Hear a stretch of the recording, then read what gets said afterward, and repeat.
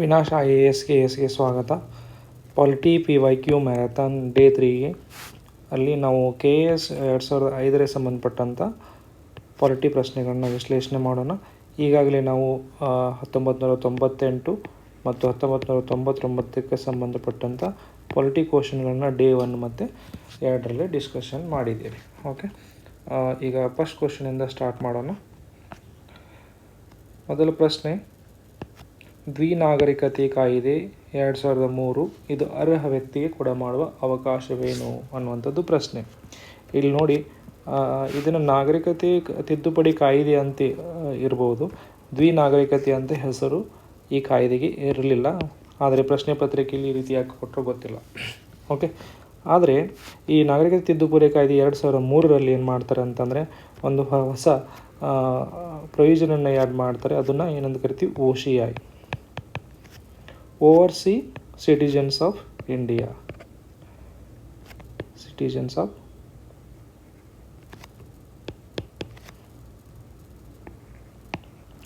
India. ಇನ್ನು OCI ಅಂತ ಕರೆದು ಇದು ಏನಂತಂದರೆ ಒಂದು ರೀತಿ ದ್ವಿನಾಗರಿಕತೆ ರೀತಿಯಾದಂಥ ಮಾಡೆಲ್ ಆಗಿದೆ. ಓಕೆ, ಇಲ್ಲಿ ಏನು ಮಾಡ್ತಾರೆ ಅಂದರೆ OCIಗಳಿಗೆ ಇವರು ವಿದೇಶಿ ನಾಗರಿಕರು, ಈ ವಿದೇಶಿ ನಾಗರಿಕರಿಗೆ ಕೆಲವೊಂದಿಷ್ಟು ಸವಲತ್ತುಗಳನ್ನು ಕೊಟ್ಟರು. ಆದರೆ ವಿದೇಶಿ ನಾಗರಿಕತೆಗೆ ನಾವು ಸ್ಪೆಷಲ್ ಸವಲತ್ತುಗಳನ್ನ ಯಾಕೆ ಕೊಡ್ತಾ ಇದ್ದೀವಿ ಅಂತಂದರೆ ಇವರ ಪೂರ್ವಜರು ಏನಂತಂತಂದರೆ ಈ ಪೂರ್ವಜರು ಭಾರತೀಯರಾಗಿದ್ದರು.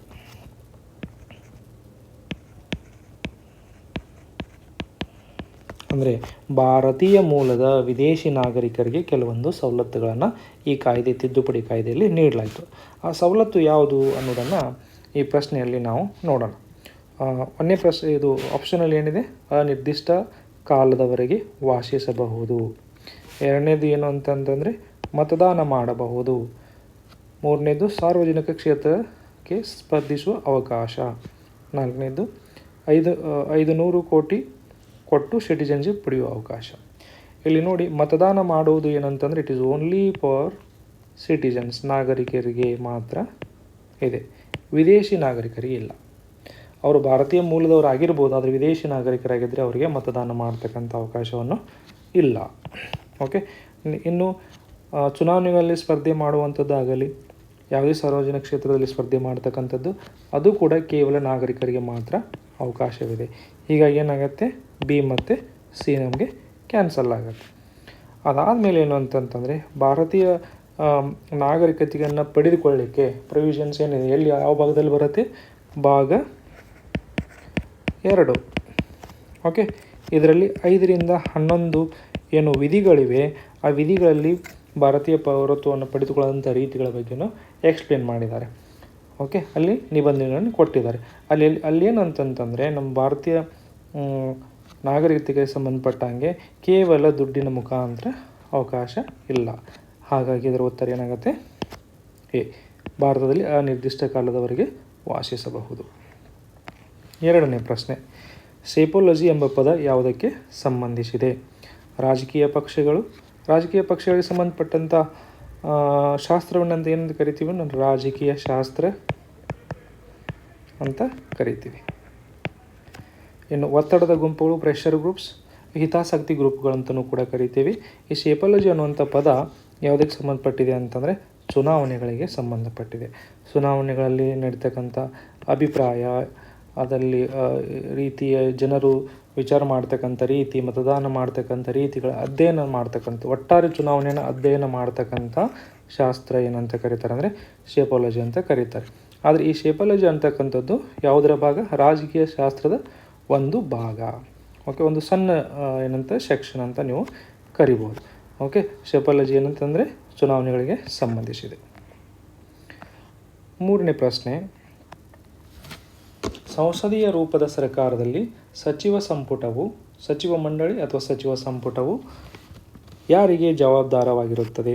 ಇಲ್ಲಿ ಏನು ಪ್ರಶ್ನೆಯನ್ನು ನೀವು ನೋಡುವಾಗ ಒಂದು ಕ್ಲಿಯರಾಗಿ ಓದಬೇಕೇನಂತ, ಸಂಸದೀಯ ರೂಪದ ಸರ್ಕಾರ ಅಂತ ಕರಿತಾ ಇದ್ದಾರೆ. ಆದರೆ ಭಾರತೀಯ ಸಂಸತ್ತು ಅಂತ ಕರಿತಾ ಇಲ್ಲ, ಭಾರತೀಯ ಸಂಸದೀಯ ರೂಪದ ಸರ್ಕಾರ ಅಂತ ಮೆನ್ಷನ್ ಮಾಡಿಲ್ಲ. ಅವ್ರು ಒಟ್ಟಾಗಿ ಏನು ಮಾಡ್ತಾ ಇದ್ದಾರೆ, ಅಕ್ರಾಸ್ ದ ವರ್ಲ್ಡ್ ಒಂದು ರಾಜಕೀಯ ಪರಿಕಲ್ಪನೆ, ಒಂದು ಕಾನ್ಸೆಪ್ಟನ್ನು ನಿಮಗೆ ಇಲ್ಲಿ ಕೇಳ್ತಾ ಇದ್ದಾರೆ. ಸಂಸದೀಯ ರೂಪದಲ್ಲಿ ಏನಾಗುತ್ತೆ, ಯಾರಿಗೆ ಸಚಿವ ಸಂಪುಟ ಜವಾಬ್ದಾರವಾಗಿರುತ್ತದೆ ಅನ್ನುವಂಥದ್ದು. ಇನ್ನು ರಾಷ್ಟ್ರಾಧ್ಯಕ್ಷರಿಗೆ ಇಲ್ಲ. ಸರ್ವೋಚ್ಚ ನ್ಯಾಯಾಲಯಕ್ಕೆ ರಾಷ್ಟ್ರಾಧ್ಯಕ್ಷ ಏನು ಮಾಡ್ತಾರೆ ಅಂತಂದರೆ ಸಚಿವರನ್ನು ನೇಮಕ ಮಾಡ್ತಾರೆ. ಓಕೆ. ಆದರೆ ಸಚಿವ ಸಂಪುಟ ಒಟ್ಟಾರೆಯಾಗಿ ಕಲೆಕ್ಟಿವ್ ರೆಸ್ಪಾನ್ಸಿಬಿಲಿಟಿ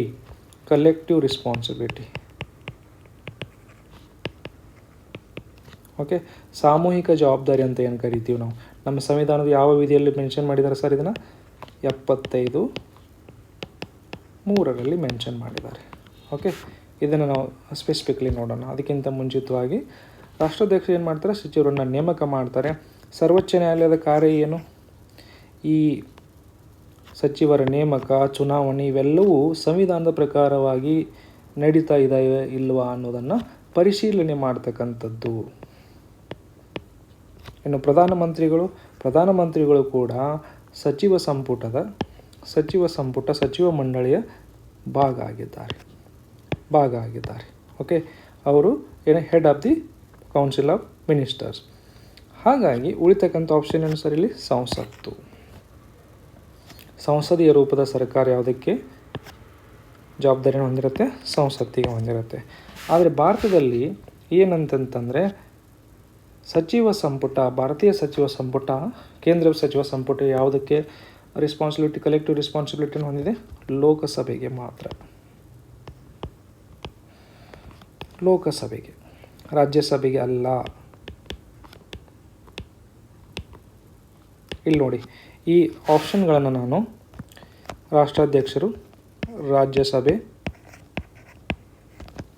ಓಕೆ, ಸಂಸತ್ತು ಮತ್ತು ಲೋಕಸಭೆ,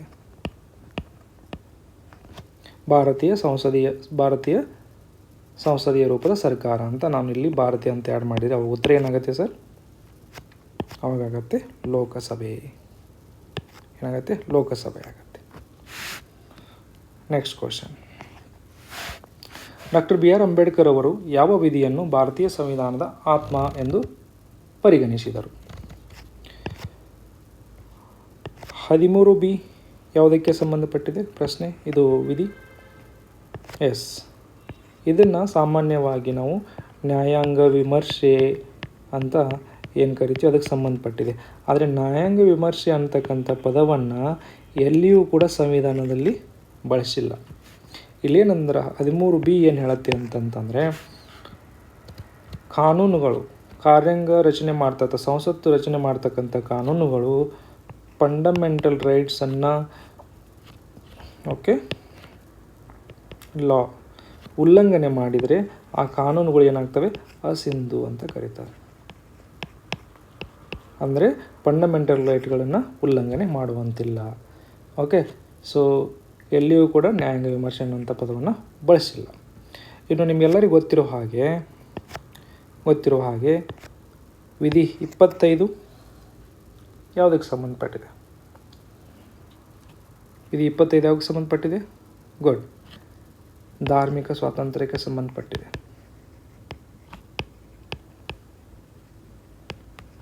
ಇನ್ನು 32(226) ಎಸ್, ಗುಡ್, ಸಂವಿಧಾನಿಕ ಪರಿಹಾರಗಳು.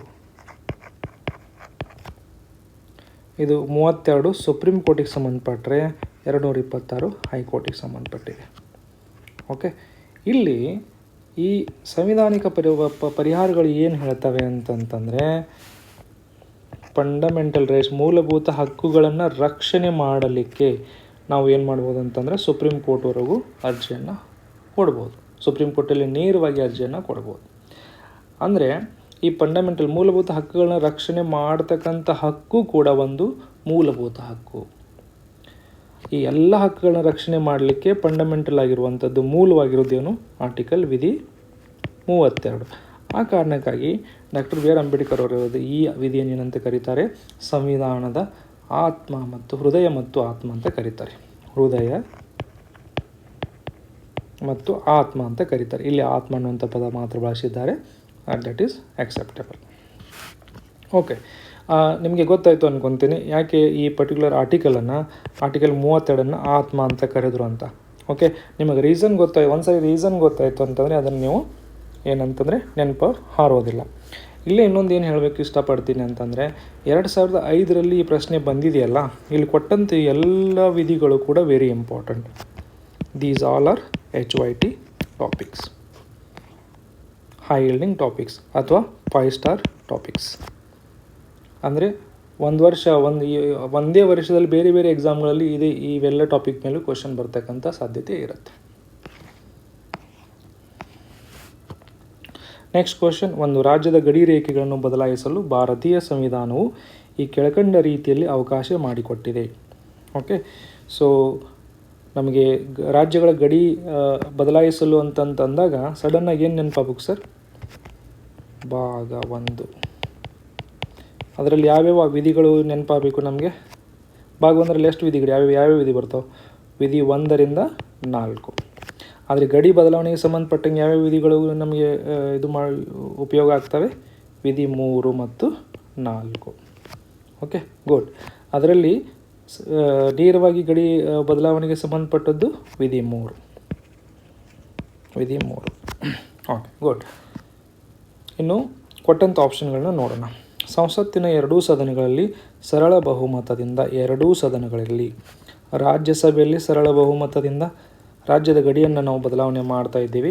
ಕೇವಲ ರಾಜ್ಯಸಭೆಯಲ್ಲಿ ಮಾತ್ರ ಅದನ್ನು ಏನಂತಂದ್ರೆ ಒಪ್ಪಿಗೆಯನ್ನು ಪಡೆದುಕೊಂಡು ಗಡಿಯನ್ನು ಬದಲಾವಣೆ ಮಾಡಲಿಕ್ಕೆ ಸಾಧ್ಯ ಇಲ್ಲ. ಯಾಕಂದರೆ ಲೋಕಸಭೆ ಅನ್ನುವಂಥದ್ದು ಜನರ ಪ್ರತಿನಿಧಿಗಳು, ಅಂದರೆ ಜನರಿಂದ ನೇರವಾಗಿ ಆಯ್ಕೆಗೊಂಡಂಥ ಪ್ರತಿನಿಧಿಗಳನ್ನು ಇರ್ತಕ್ಕಂಥ ಸಭೆ. ಓಕೆ, ಅವರ ಒಪ್ಪಿಗೆ ಕೂಡ ಇಲ್ಲಿ ಮುಖ್ಯ ಆಗುತ್ತೆ. ಹಾಗಾಗಿ ಇದು ಸರಿ, ಅದಂದರೆ ತಪ್ಪಾಗಿದೆ. ಇನ್ನು ಸಂಸತ್ತಿನ ಎರಡೂ ಸದನಗಳಲ್ಲಿ 3/2 ಬಹುಮತದಿಂದ ಈ ವಿಶೇಷ ಬಹುಮತ, ಇದನ್ನು ವಿಶೇಷ ಬಹುಮತ ಎಲ್ಲಿ ಮೆನ್ಷನ್ ಇದೆ ಸರ್? Correct, good. ವಿಧಿ 368ರಲ್ಲಿ. ವಿಧಿ 368 ಯಾವುದಕ್ಕೆ ಸಂಬಂಧಪಟ್ಟಿದೆ? ಸಂವಿಧಾನದ ತಿದ್ದುಪಡಿ. ಆದರೆ ರಾಜ್ಯದ ಗಡಿಗಳು ಯಾವುದಕ್ಕೆ ಸಂಬಂಧಪಟ್ಟಿದೆ? ವಿಧಿ 3. ಹಾಗಾಗಿ ಆಪ್ಷನ್ ಸಿ ಕೂಡ ತಪ್ಪು. ಇನ್ನು ಸಂಬಂಧಪಟ್ಟ ರಾಜ್ಯಗಳ ಶಾಸಕಾಂಗಗಳಲ್ಲಿ 3/2 ಬಹುಮತದಿಂದ ಇದು ಕೂಡ ವಿಧಿ 368ಕ್ಕೆ ಸಂಬಂಧಪಟ್ಟಿದೆ. ಹಾಗಾಗಿ ಇದು ಕೂಡ ರಾಂಗ್ ಆಗುತ್ತೆ.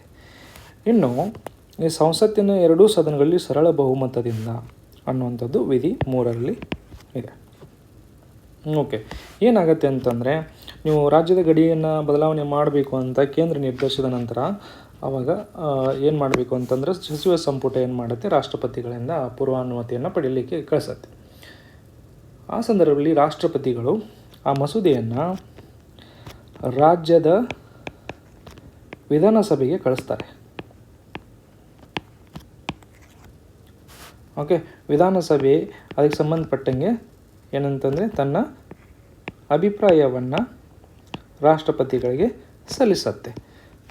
ಅದನ್ನು ಸಲ್ಲಿಸಿದಂಥ ಅಭಿಪ್ರಾಯವನ್ನು ರಾಷ್ಟ್ರಪತಿಗಳು ಒಪ್ಪಬಹುದು, ಇಲ್ಲ ಅದನ್ನು ತಿರಸ್ಕಾರ ಮಾಡಬಹುದು. ಅಥವಾ ಅಭಿಪ್ರಾಯ ಬರೋದಕ್ಕಿಂತ ಮುಂಚಿತವಾಗಿಯೇ ಅದಕ್ಕೆ ಸಂಬಂಧಪಟ್ಟಂಥ ರಾಜ್ಯ ಬದಲಾವಣೆಗೆ ಸಂಬಂಧಪಟ್ಟಂಥ ಮಸೂದೆಯನ್ನು ಸಂಸತ್ತು ಪಾಸ್ ಮಾಡ್ಬೋದು. ಹಾಗಾಗಿ ಇಲ್ಲೇನಂತಂದರೆ ಗಡಿ ರೇಖೆಗಳ ಬದಲಾವಣೆಯಲ್ಲಿ ರಾಜ್ಯದ ಪಾತ್ರವಿಲ್ಲ. ಆ ಕಾರಣಕ್ಕಾಗಿಯೇ ಡಾಕ್ಟರ್ BR ಅಂಬೇಡ್ಕರ್ ಅವರು ಈಗ ಆರ್ಟಿಕಲ್ ವಿಧಿಯಲ್ಲಿ 1ರಲ್ಲಿ ಏನಿದೆ? India that is Bharat is a union of state ಅಂತ ಪದವನ್ನು ಯೂಸ್ ಮಾಡ್ತಾರೆ. Okay, good. ಇದರಲ್ಲಿ ಉತ್ತರ ಏನು? ಸಂಸತ್ತಿನ ಎರಡೂ ಸದನಗಳಲ್ಲಿ ಸರಳ ಬಹುಮತದಿಂದ. ಇಷ್ಟು ನೀವೇನಂತಂದ್ರೆ ಇದನ್ನೆಲ್ಲ ಯಾಕೆ ಹೇಳ್ತಾ ಇದ್ದೀನಿ ಅಂತಂತಂದರೆ ಈ ಪ್ರಶ್ನೆಗಳಿಂದ ಕೇವಲ ಉತ್ತರಗಳನ್ನು ನಾವು ಹುಡುಕಿಸ್ತಾ ಇಲ್ಲ. ಈ ಪ್ರಶ್ನೆಗಳಿಂದ ಮುಂದೆ ಬರ್ತಕ್ಕಂಥ ಪ್ರಶ್ನೆಗಳನ್ನು ಕೂಡ ನಾವು ಎಕ್ಸ್ಪೆಕ್ಟ್ ಮಾಡ್ತಾ ಇದ್ದೀವಿ. ಓಕೆ, ಈ ಪ್ರಶ್ನೆ ನೋಡಿದ ಕೂಡಲೇ ಇದ್ರ ಸುತ್ತಮುತ್ತಲು ಎಲ್ಲನೂ ಯಾವ್ಯಾವ ಪ್ರಶ್ನೆಗಳು ಉದ್ಭವಿಸ್ತವೆ, ಆ ಕಾನ್ಸೆಪ್ಚುವಲ್ ಕ್ಲಾರಿಟಿ ನಮಗಿದೆಯಾ ಇಲ್ವಾ ಅನ್ನೋದನ್ನು ನಾವು ಚೆಕ್ ಮಾಡ್ಕೋಬೇಕು. ಆ ರೀತಿ ಅದನ್ನು ಸ್ಟಡಿ ಮಾಡಬೇಕು. ಇಲ್ಲಿ PYQ ಅನ್ನು ನಾವು ಸಾಲ್ವ್ ಮಾಡ್ತಾ ಇಲ್ಲ, PYQ ಅನ್ನು ಸ್ಟಡಿ ಮಾಡಬೇಕು. ಆವಾಗ ಮಾತ್ರ ಅದೇನಾಗುತ್ತೆ ಅಂತಂದರೆ ನಿಮಗೆ exam point of view help ಆಗುತ್ತೆ. ಭಾರತೀಯ ಸಂವಿಧಾನದ 17ನೇ ವಿಧಿಯ ಪ್ರಾಮುಖ್ಯತೆ 17ನೇ ವಿಧಿಯ ಪ್ರಾಮುಖ್ಯತೆ ಏನೆಂದರೆ ಉಚಿತ ಮತ್ತು ಕಡ್ಡಾಯ ಶಿಕ್ಷಣದ ಹಕ್ಕು. ಇದು ಯಾವ ಸಂಬಂಧಪಟ್ಟಿದೆ ಸರ್? ಗುಡ್, 21ನೇ ಎ, ವಿಧಿ 21ನೇ ಎ. ಸಮಾನತೆಯ ಹಕ್ಕನ್ನು ಒದಗಿಸುತ್ತದೆ. ಸಮಾನತೆ ಹಕ್ಕು ಯಾವುದು? ಯಾವ ಹಕ್ಕುಗಳನ್ನ ಸಮಾನತೆ ಹಕ್ಕುಗಳಂತ ಕರಿತೀವಿ? Good, you are very intelligent. 14 to 18. ಇನ್ನು ಅಸ್ಪೃಶ್ಯತೆಯ ನಿರ್ಮೂಲನಕ್ಕೆ ಅವಕಾಶ ಒದಗಿಸುತ್ತದೆ. ನೋಡೋಣ, ಒದಗಿಸುತ್ತದೆ ಏನು ನಮ್ಗೆ ಗೊತ್ತಿಲ್ಲ ಅಂತಂದರೆ. ಓಕೆ, ಸ್ವಾತಂತ್ರ್ಯ ಹಕ್ಕುಗಳು ಯಾವ್ಯಾವು? Yes, 19 to 22. ಇವಾಗ ನಮಗೆ ಉಳಿತಕ್ಕಂಥ ಆಪ್ಷನ್ ಯಾವುದು? ಅಸ್ಪೃಶ್ಯತೆ ನಿರ್ಮೂಲನಕ್ಕೆ ಅವಕಾಶ ಒದಗಿಸುತ್ತದೆ. ಇಲ್ಲಿ ಇನ್ನೊಂದು ಪ್ರಶ್ನೆ ನೀವು ನನಗೆ ಕೇಳ್ಬೋದು, ಏನಂತ ಸರ್, ಸಮಾನತೆ ಹಕ್ಕನ್ನು ಒದಗಿಸುತ್ತದೆ ಅಂತ ಈ ಸಮಾನತೆ ಹಕ್ಕುಗಳನ್ನು 14ರಿಂದ 18 ಅಂತ ಹೇಳಿದ್ರಿ. ಇಲ್ಲಿ 14ರಿಂದ 18ರಲ್ಲಿ 17 ಕೂಡ ಇದೆಯಲ್ಲ, ಅಂದರೆ ಇದು ವಿಶಾಲವಾಗಿದೆ. ಆಪ್ಷನ್ ಬಿ ಈಸ್ ವಿಶಾಲವಾಗಿದೆ. ಇದು ಅಂದರೆ ಆಪ್ಷನ್ ಸಿಯನ್ನು ಕೊಟ್ಟಿರಲಿಲ್ಲ ಅಂತಂದರೆ ನಾವೇನಾಗ್ಬೋದಾಗಿತ್ತು ಅಂತಂದರೆ ಆಪ್ಷನ್ ಬಿನ ಟಿಕ್ ಮಾಡ್ಬೋದಾಗಿತ್ತು. ಆಪ್ಷನ್ ಬಿಯಲ್ಲಿ ಸ್ಪೆಸಿಫಿಕ್ ಆಗಿ ಹೇಳ್ತಾ ಇದ್ದಾನೆ, ನಿಖರವಾಗಿ 17ನೇ ವಿಧಿಯ ಬಗ್ಗೆನೇ ಮಾತಾಡ್ತಾ ಇದ್ದಾನೆ. ಆ ಕಾರಣಕ್ಕಾಗಿ ಏನಾಗುತ್ತೆ ಸರ್, ನಮ್ಮದು ಆನ್ಸರ್ ಈಸ್ ಸಿ. ಇಷ್ಟು ಇದು ಕ್ಲಾರಿಟಿಯಿಂದ ನೀವು ಆನ್ಸರನ್ನು ಕರೆಕ್ಟ್ ಮಾಡ್ಲಿಕ್ಕೆ ಸಾಧ್ಯ ಆಯಿತು ಅಂತಂದರೆ ಅವಾಗ ಏನಾಗುತ್ತೆ, ಈಸಿಲಿ ನೀವು ಪಾಲಿಟಿಯಲ್ಲಿ 95% ಎಕ್ಯುರೇಸಿಯಿಂದ ಆನ್ಸರನ್ನು ನೀವು ಕ್ವಶನನ್ನು ಸಾಲ್ವ್ ಮಾಡ್ಬೋದು.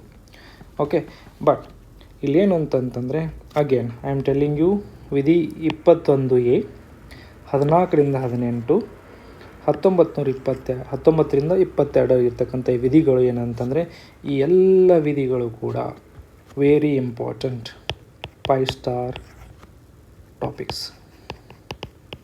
ಇವುಗಳ ಮೇಲೆ ಎಲ್ಲವನ್ನು ಕೂಡಿಸಿ ಆದರೂ ಕೇಳ್ಬೋದು ಅಥವಾ ಒಂದೊಂದಾಗಿನಾದರೂ ಕೇಳ್ಬೋದು. ಇನ್ನೊಂದು ವಿಚಾರ, ಈ ವಿಧಿ 17 ಬಗ್ಗೆ ಒಂದು ಹೇಳಬೇಕಂದು ವಿಶೇಷವಾದಂಥ ಅಂಶ ನಾನು ಹೇಳಬೇಕು ಅಂತಂತಂದರೆ ಏನು ಅಂತಂದರೆ, ಇದೊಂದು ಪರಿಪೂರ್ಣವಾದಂಥ ಹಕ್ಕು, ಪರಿಪೂರ್ಣವಾದಂಥ ಮೂಲಭೂತ ಹಕ್ಕು. ಪರಿಪೂರ್ಣ ಅಂದರೆ ಏನು ಅಂತ ನಾವು ಸ್ವಲ್ಪ ಅರ್ಥ ಮಾಡ್ಕೊಳ್ಳಿಕ್ಕೆ ಪ್ರಯತ್ನ ಮಾಡೋಣ. ಪರಿಪೂರ್ಣ ಅಂತಂತಂದರೆ ಇದಕ್ಕೆ ಯಾವುದೇ ನಿರ್ಬಂಧಗಳಿಲ್ಲ.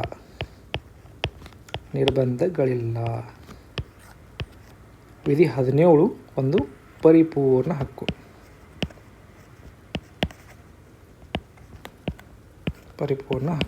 ಯಾಕೆ? ಯಾವುದೇ ವಿಧಿಗಳು ಇಲ್ಲಿ ಇಲ್ಲ.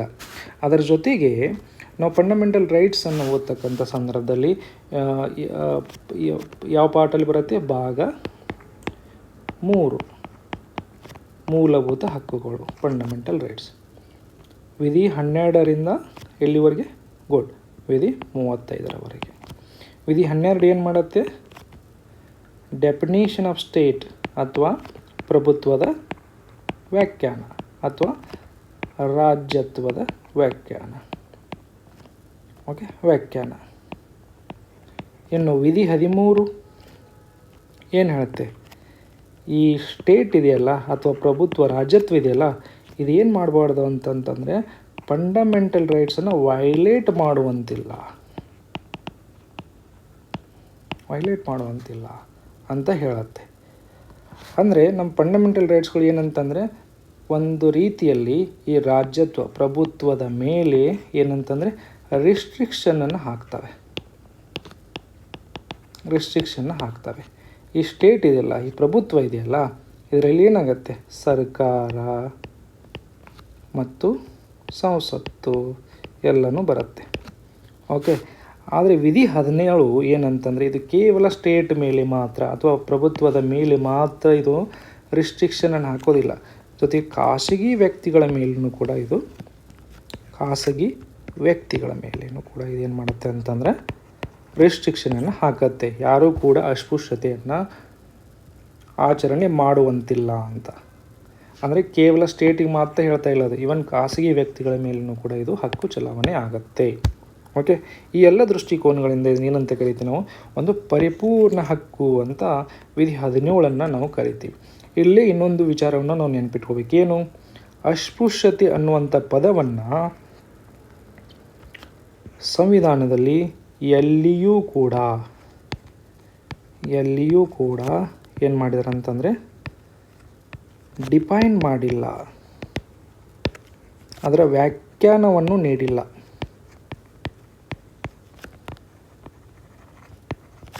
ಓಕೆ, ಈ ಪದ ಮೆನ್ಷನ್ ಇದೆ, ಡಿಸ್ಕ್ರಿಮಿನೇಷನ್, ಅಸ್ಪೃಶ್ಯತೆ ಅನ್ನುವಂಥ ಪದ ಮೆನ್ಷನ್ ಇದೆ ಸಂವಿಧಾನದಲ್ಲಿ, ಆದರೆ ಅದರ ವ್ಯಾಖ್ಯಾನವನ್ನು ಕೊಟ್ಟಿಲ್ಲ. ಓಕೆ, ಇಷ್ಟನ್ನು ನೀವು ಈ ವಿಧಿಗೆ ಸಂಬಂಧಪಟ್ಟ ಹಾಗೆ ತಿಳ್ಕೋಬೇಕಾಗತ್ತೆ. Okay, next question. ಭಾರತೀಯ ಸಂವಿಧಾನದ ಅನ್ವಯ ಉಚ್ಚ ನ್ಯಾಯಾಲಯಗಳಿಗೆ ಕೆಲವೊಂದು ರಿಟ್ಗಳನ್ನು ಹೊರಡಿಸಲು ಅವಕಾಶ ಮಾಡಿಕೊಡುವ ವಿಧಿ, ಅನುಚ್ಛೇದ ಅಂತ ಒಂದು ತಪ್ಪಾಗಿ ಅನುವಾದ ಮಾಡಿದ್ದಾರೆ ಕ್ವಶನನ್ನು. ಆರ್ಟಿಕಲ್ ಅನ್ನೋದನ್ನು ವಿಧಿ ಅಂತ ಕರಿಬೇಕು, ಅನುಚ್ಛೇದ ಅಂದರೆ ಶೆಡ್ಯೂಲು. Okay, good. ಈಗ ಏನಂತಂದರೆ ಈ ಪ್ರಶ್ನೆಯಲ್ಲಿ ಏನು ಹೇಳ್ತಾರೆ, ಯಾವ ವಿಧಿಯು ಉಚ್ಚ ನ್ಯಾಯಾಲಯಕ್ಕೆ ರಿಟ್ ಹೊರಡಿಸೋಕ್ಕಂಥ ಅಧಿಕಾರವನ್ನು ನೀಡತ್ತೆ ಅನ್ನುವಂಥದ್ದು. ನಾವು ಆಗಲೇ ಡಿಸ್ಕಸ್ ಮಾಡಿದ್ವಿ. ಏನು ಅಂದರೆ ಅಂಬೇಡ್ಕರ್ ಅವರು ಏನಂತ ಹೇಳಿದರು, ಹೃದಯ ಮತ್ತು ಆತ್ಮ ಅಂತ ಯಾವ ಆರ್ಟಿಕಲನ್ನು ಅಂತ ಕರೆದ್ರು, 32 ಕರೆದರು. ಇದು ಯಾವುದಕ್ಕೆ ಸಂಬಂಧಪಟ್ಟಿದೆ, ಸುಪ್ರೀಂ ಕೋರ್ಟ್ ರಿಟ್ ಅಧಿಕಾರಗಳಿಗೆ. ಓಕೆ, ಇನ್ನು ಅದೇ ಆಪ್ಷನಲ್ಲಿ ನೋಡಿ ನಾನು ಹೇಳ್ತಾ ಇದ್ದೆ, ಅದು ಇಟ್ಸ್ ವೆರಿ ಇಂಪಾರ್ಟೆಂಟ್, ಅದಕ್ಕೆ ಸಂಬಂಧಪಟ್ಟಂಗೆ ಪ್ರಶ್ನೆಗಳನ್ನ ಕೇಳ್ತಾರೆ ಅಂತ. ಅಂದರೆ 2005 ಮತ್ತೆ ಕೇಳಿದ್ರೆ ಅಲ್ಲಿ ಡಬಲ್ ಏನು ಮಾಡ್ತಾಯಿದ್ದಾರೆ. ಅದಕ್ಕೆ ಸಂಬಂಧಪಟ್ಟಂಥ ಆರ್ಟಿಕಲ್ ಯಾವುದು, 226 ಇದು ಹೈಕೋರ್ಟಿಗೆ ಸಂಬಂಧಪಟ್ಟಿದೆ. ಹಾಗಾಗಿ ನಮ್ಮ ಉತ್ತರ ಏನಾಗುತ್ತೆ, 226 ಆಗುತ್ತೆ. ಅಂದರೆ ಭಾರತದ ಸಂವಿಧಾನದ ಪ್ರಕಾರ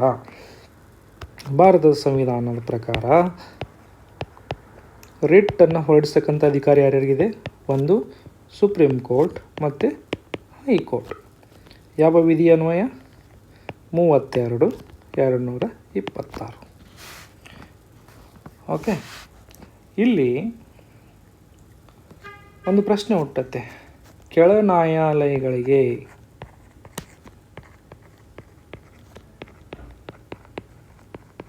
ರಿಟ್ ಹೊರಡಿಸುವ ಅಧಿಕಾರವಿದೆಯೇ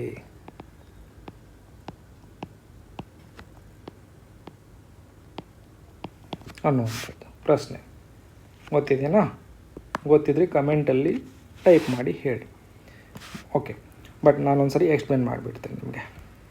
ಏನು ಅಂತಂದರೆ ಸಂವಿಧಾನ ಏನು ಹೇಳುತ್ತೆ ಅಂತಂದರೆ, ಸಂಸತ್ತು ಮನಸ್ಸು ಮಾಡಿದರೆ ಕೆಳ ನ್ಯಾಯಾಲಯಗಳಿಗೆ ರಿಟ್ ಅಧಿಕಾರವನ್ನು ನೀಡಬಹುದು. ಕೆಳ ನ್ಯಾಯಾಲಯಗಳಿಗೆ ರಿಟ್ ಅಧಿಕಾರವನ್ನು ನೀಡತಕ್ಕಂಥ ಅಧಿಕಾರವನ್ನು ಯಾರಿಗೆ ಕೊಟ್ಟಿದೆ ಸಂಸತ್ತು, ಸಂವಿಧಾನ ಯಾರಿಗೆ ಕೊಟ್ಟಿದೆ, ಸಂಸತ್ತಿಗೆ ಕೊಟ್ಟಿದೆ. ಅಂದರೆ ಸಂಸತ್ತು ಏನಾದರೂ ಲಾವನ್ನು ಪಾಸ್ ಮಾಡಿ, ಕಾನೂನನ್ನು ಪಾಸ್ ಮಾಡಿ ಕೆಳ ನ್ಯಾಯಾಲಯಗಳಿಗೂ ಕೂಡ ರಿಟ್ ಅಧಿಕಾರವನ್ನು ನೀಡಬಹುದು. ಆದರೆ ಆ ರೀತಿಯಾದಂಥ ಯಾವುದೇ ಕಾನೂನನ್ನು ಸಂಸತ್ತು ಇಲ್ಲಿವರೆಗೂ ಪಾಸ್ ಮಾಡಿಲ್ಲ. ಸದ್ಯದ ಪ್ರಸ್ತುತ ಸಂದರ್ಭದಲ್ಲಿ ಏನಿದೆ ಅಂತಂದರೆ ಓನ್ಲಿ ಸುಪ್ರೀಂ ಕೋರ್ಟ್, ಸರ್ವೋಚ್ಚ ನ್ಯಾಯಾಲಯ ಮತ್ತು ಉಚ್ಚ ನ್ಯಾಯಾಲಯಗಳು ಮಾತ್ರ ರಿಟ್ ಅಧಿಕಾರಗಳನ್ನು ಹೊಂದಿವೆ. ಆದರೆ ಸಂಸತ್ತು ಕೆಳ ನ್ಯಾಯಾಲಯಗಳಿಗೆ ಕೊಡಬಹುದು, ಆದರೆ ಇನ್ನೂ ಕೊಟ್ಟಿಲ್ಲ. ಓಕೆ, ಇಷ್ಟು ಗೊತ್ತಾಯಿತು.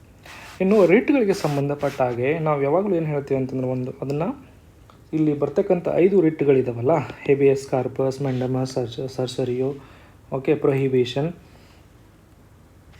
ಇವೆಲ್ಲವೂ ಏನು ಮಾಡಬೇಕು ಅಂತಂತಂದರೆ ನೀವು ತರೋವಾಗಿ ಸ್ಟಡಿ ಮಾಡಬೇಕು. Again it is a very important 5 star topic.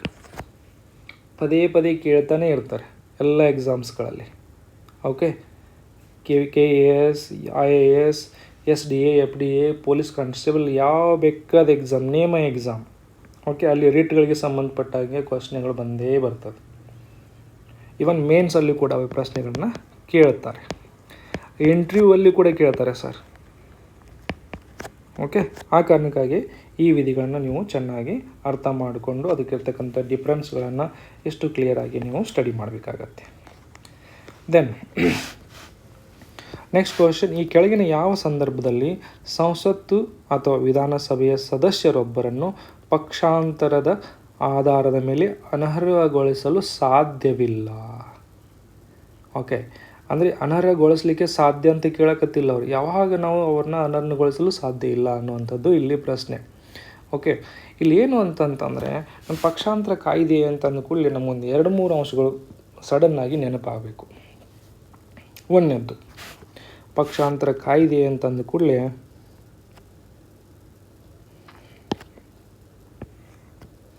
ಏನು ನೆನಪಾಗಬೇಕು? 10ನೇ ಅನುಸೂಚಿ.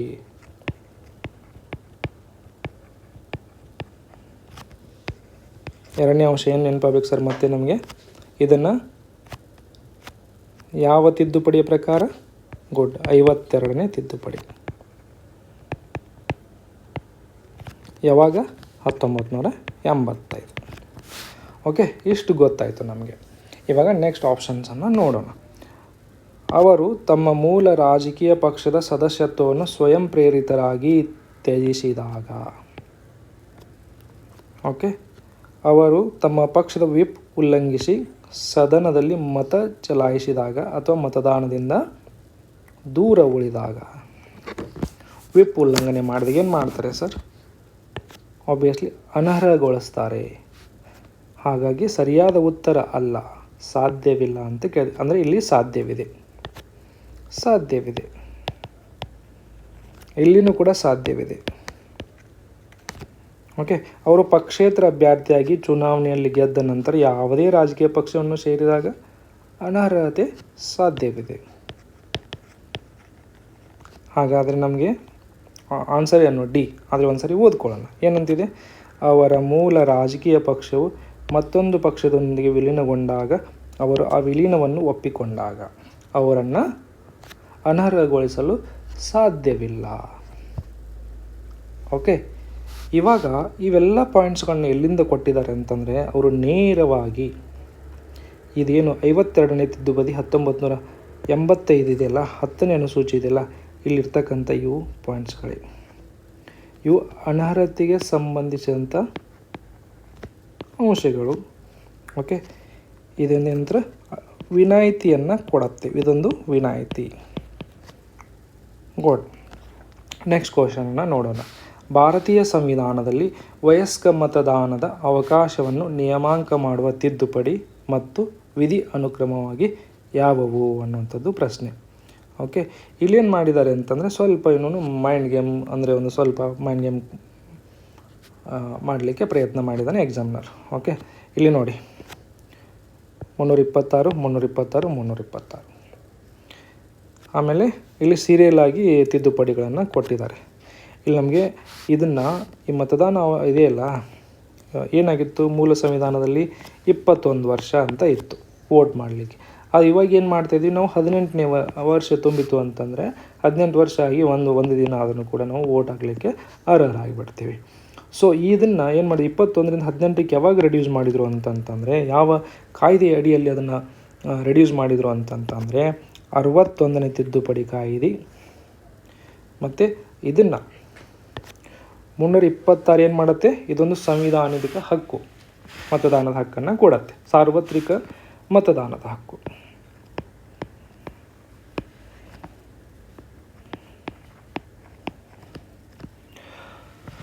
ಇಲ್ಲಿ ಒಂದು ನೆನಪಿಟ್ಕೋಬೇಕಾದಂಥ ಅಂಶ ಏನು ಅಂತಂದರೆ, ಈ ಸಂವಿಧಾನದಲ್ಲಿ ಕೆಲವೊಂದಿಷ್ಟು ವೆರಿ ಇಂಪಾರ್ಟೆಂಟ್ ಆರ್ಟಿಕಲ್ಸ್ಗಳು ಬರ್ತವೆ. ಆ ಆರ್ಟಿಕಲ್ಸ್ಗಳಲ್ಲಿ ಏನು ಅಂತಂತಂದರೆ ಅದರ ಮೇಲೆ ಯಾವುದೇ ಎಕ್ಸಾಮ್ಗಳಲ್ಲೂ ಪ್ರಶ್ನೆ ಬರ್ತಕ್ಕಂಥ ಸಾಧ್ಯತೆ ಇದೆ. ಅಂಥ ಒಂದು ಆರ್ಟಿಕಲ್ ಏನು ಅಂತಂದರೆ 326. ನಾನು ಆಲ್ರೆಡಿ ಹೇಳಿದ್ದೀನಿ, ಫಂಡಮೆಂಟಲ್ ರೈಟ್ಸ್ ಮೇಲೆ ಎಲ್ಲ ಆರ್ಟಿಕಲ್ಸ್ ಮೇಲೂ ಪ್ರಶ್ನೆಗಳು ಬರ್ತವೆ. ಓಕೆ, ಆಲ್ರೆಡಿ ನಾವು ವಿಧಿ 13 ನೋಡಿದ್ವಿ, ವಿಧಿ 32 ನೋಡಿದ್ವಿ, ವಿಧಿ 226 ನೋಡಿದ್ವಿ. ಓಕೆ, ವಿಧಿ 17 ನೋಡಿದ್ವಿ.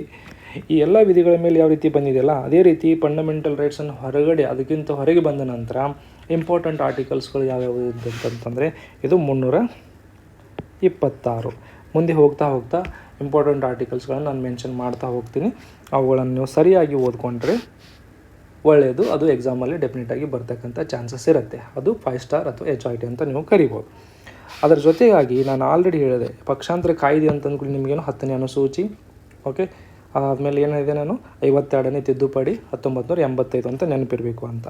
ಅದೇ ರೀತಿಯಲ್ಲಿ ಏನು ಅಂತಂದರೆ 61ನೇ ತಿದ್ದುಪಡಿ ಕಾಯ್ದೆಯನ್ನು ಕೂಡ ನೀವು ನೆನಪಿನಲ್ಲಿ ಇಟ್ಕೋಬೇಕು. Memorise it. ಆದರೆ 51ನೇ ತಿದ್ದುಪಡಿ ಯಾವಾಗ ಬಂತು? 1989ರಲ್ಲಿ. ಇಸ್ವಿಯನ್ನು ಕೂಡ ನೆನಪಿಟ್ಕೊಳ್ಳಿ. ಇಂಥ ತಿದ್ದುಪಡಿಗಳು ಬಹಳ ಏನಿಲ್ಲ, ಸರಿಸುಮಾರು 100ಕ್ಕಿಂತ ಹೆಚ್ಚು ತಿದ್ದುಪಡಿ, 100+ ತಿದ್ದುಪಡಿಗಳಾಗಿವೆ. ಅದರಲ್ಲಿ ನೀವೇನು ಮಾಡಬೇಕು, ನೆನಪಿಡಕ್ಕಂಥ ತಿದ್ದುಪಡಿಗಳು ಎಷ್ಟು? ಮ್ಯಾಕ್ಸಿಮಮ್ 20. ಆದರೆ ಇಂಪಾರ್ಟೆಂಟ್ ಇರ್ತಕ್ಕಂಥ 10ರಿಂದ 12 ನಾನು ಹೇಳ್ತಾ ಹೋಗ್ತೀನಿ ಮುಂದೆ ಹೋದಂಗೆ. ಓಕೆ, ಸೊ ನಾವು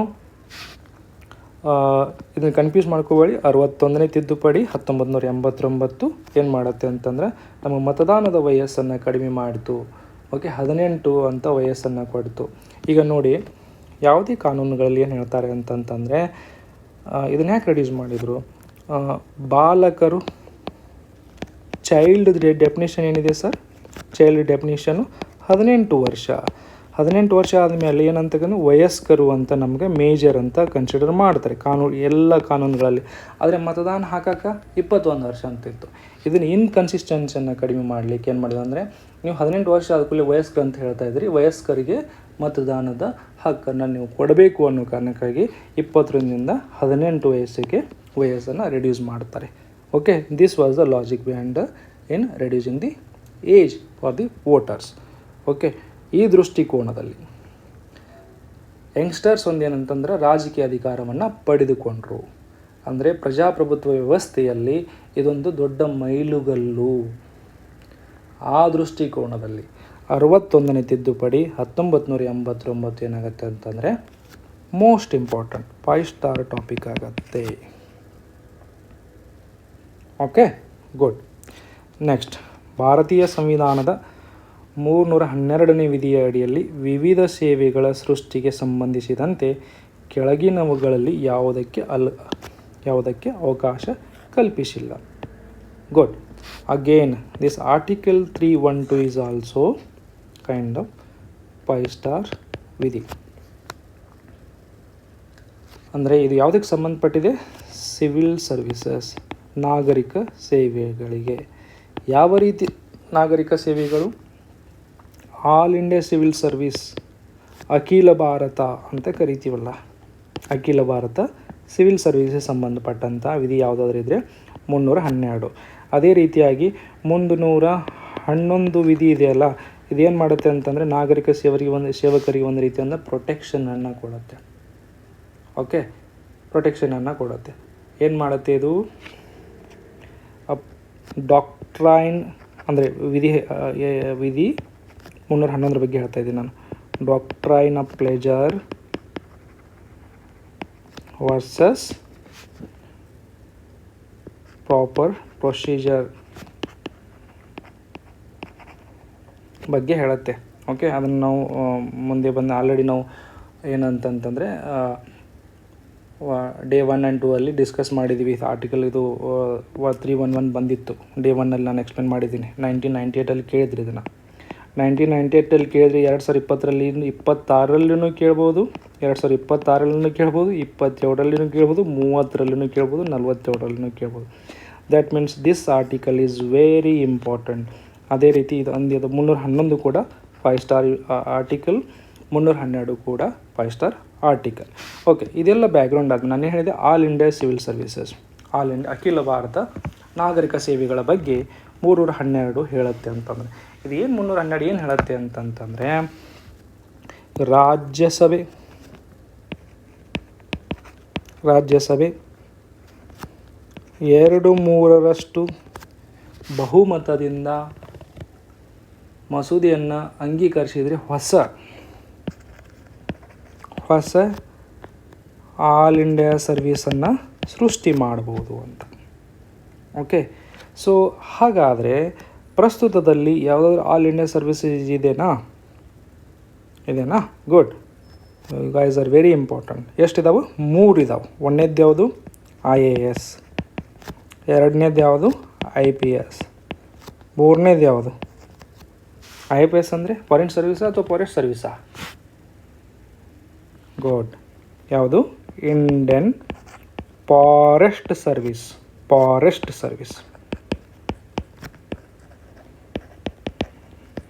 ಆದರೆ ಇಂಡಿಯನ್ ಫಾರಿನ್ ಸರ್ವಿಸು ಏನು ಸರ್ ಅಂತ ಕೇಳ್ಬೋದು. ಇದು ಏನು ಅಂತಂದರೆ central service, not all India service.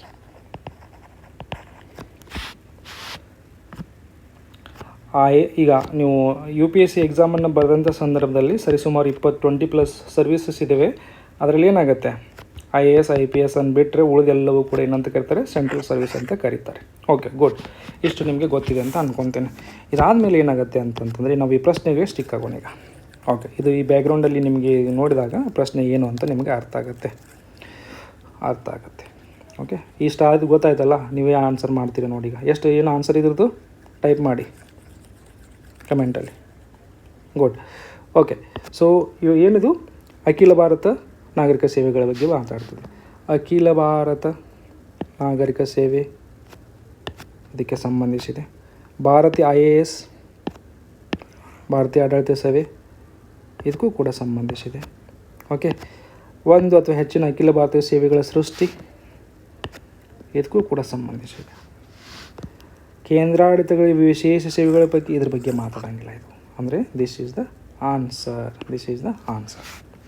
So ಅಖಿಲ ಭಾರತ ನ್ಯಾಯಾಂಗ ಸೇವೆ ಅಂತಿದೆಯಲ್ಲ, ಇದಕ್ಕೆ ಸಂಬಂಧಪಟ್ಟ ಹಾಗೆ ಏನು ಮಾಡ್ತಾರೆ ಅಂತಂದರೆ ಒಂದು ಕಾನೂನನ್ನು ಜಾರಿಗೆ ಮಾಡಿದರು.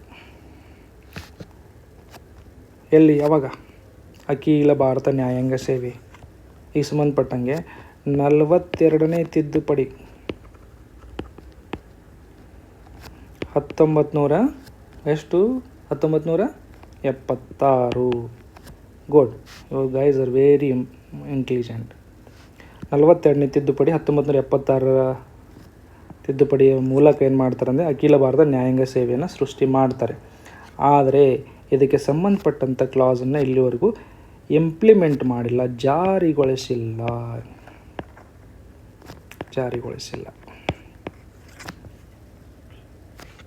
ಅಂದರೆ ಎನಿ ಟೈಮ್ ಕೇಂದ್ರ ಸರ್ಕಾರ ಇದನ್ನು ಜಾರಿಗೊಳಿಸ್ಬೋದು, ಯಾಕಂದರೆ ಇದಕ್ಕೆ ಸಂಬಂಧಪಟ್ಟಂಗೆ ಕಾನೂನು ಅದು ಆಲ್ರೆಡಿ ಇದೆ.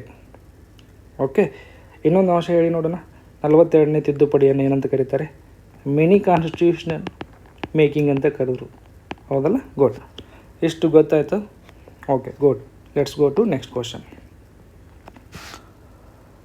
ಲೋಕಸಭೆಯಲ್ಲಿ ಆಂಗ್ಲೋ ಇಂಡಿಯನ್ನರಿಗೆ ಪ್ರಾತಿನಿಧ್ಯ ಒದಗಿಸುವ ಭಾರತೀಯ ಸಂವಿಧಾನದ ವಿಧಿ ಯಾವುದು ಮತ್ತು ಅವರಿಗೆ ಎಷ್ಟು ಮೀಸಲು ಸ್ಥಾನಗಳು ಎಷ್ಟು ಅಂತ ಪ್ರಶ್ನೆ ಇದೆ. ಏನು ಅಂತಂದರೆ ಇಲ್ಲಿ ವಿಧಿ, ಅದಕ್ಕೆ ಸಂಬಂಧಪಟ್ಟಂಥ ವಿಧಿ ಯಾವುದು? 331A. ಎಷ್ಟು ಸ್ಥಾನಗಳು ಇದ್ದಾವೆ? 2. ಓಕೆ, ಇಲ್ಲಿ ಹೇಳಿ ನನಗೆ 368 ಯಾವುದಕ್ಕೆ ಸಂಬಂಧಪಟ್ಟಿದೆ? ಆಲ್ರೆಡಿ ನಾವು ಡಿಸ್ಕಸ್ ಮಾಡಿದ್ವಿ. ಯಾವುದ್ರ ಬಗ್ಗೆ? ಸಂವಿಧಾನದ ತಿದ್ದುಪಡಿ.